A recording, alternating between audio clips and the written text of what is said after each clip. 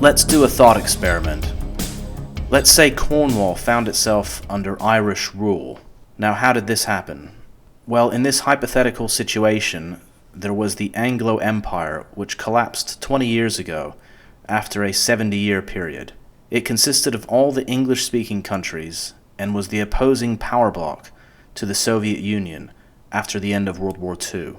During the time of this empire, some borders were redrawn and Cornwall was reassigned to Ireland, which at the time made very little difference as the entire empire was centralized and controlled by the capital, London.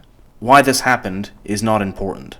Now, Cornwall is an English province in the far south of the country. If you look on a map, it's that small piece of land that pokes out into the Atlantic. The population there is English, they speak English, and they certainly feel closer to England than they do to Ireland.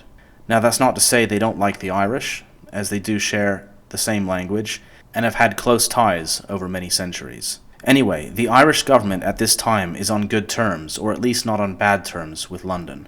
As mentioned, despite their differences, the Irish and the English share a close history and are a very similar culture. However, in this timeline, the Soviet Union still exists and is very much the enemy of England, which is now in a much weaker position following the collapse. The Soviets know this and are now looking to expand their existing military alliance, known as the Warsaw Pact, with the goal of subjugating England. They've already absorbed most of continental Europe, which was formerly in the sphere of the Anglo Empire, and now they want Ireland, which is right on England's doorstep. The Warsaw Pact consisted of Eastern Europe, but now they've incorporated most of Western Europe, edging ever closer to England. London has repeatedly objected to Soviet encroachment and warned that any countries along the periphery of England's borders are not to join the Warsaw Pact. This is a clear red line that, if crossed, will have serious consequences.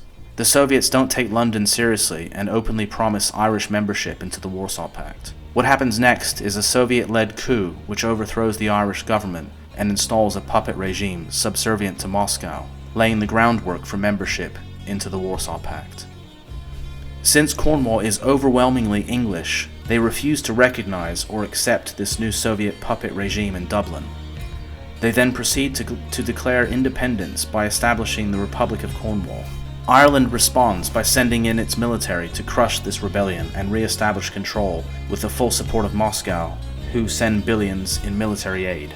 England condemns this attack on Cornwall and provides humanitarian and military support to its fellow countrymen who are under attack. However, England is too weak for a direct military intervention. The war drags on for years, and despite peace settlements being negotiated in Paris, the Irish do not honor these agreements and continue to wage war on what they and Moscow see as separatists who have illegally broken away from Dublin. The Soviets then push for Ireland to finish this war with an all-out assault, with the promise of full backup if England responds by invading Ireland.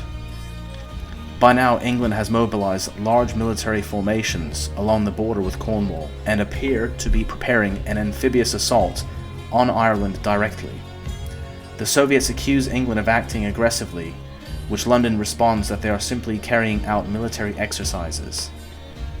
The English understand that the Irish army is about to send in reinforcements for a final campaign to crush the Cornish separatists, once and for all, as the Irish increase bombardments of Cornish towns. So 7 years after the coup in Dublin and failed talks where the Soviets and their Irish vassals have simply ignored English requests and demands, think they have the upper hand, the English army launches a full-scale invasion of Cornwall and Ireland.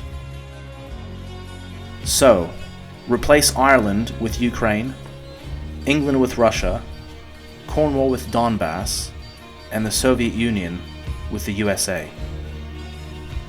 Which side is the aggressor here?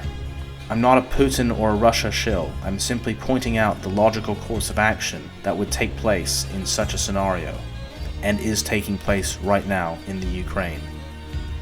The world remains silent as the Zelensky regime murdered innocent civilians in eastern Ukraine for the last 8 years, as they tried to stamp out resistance and laid siege to the Donbass, confident that the West would support them if Russia were to intervene.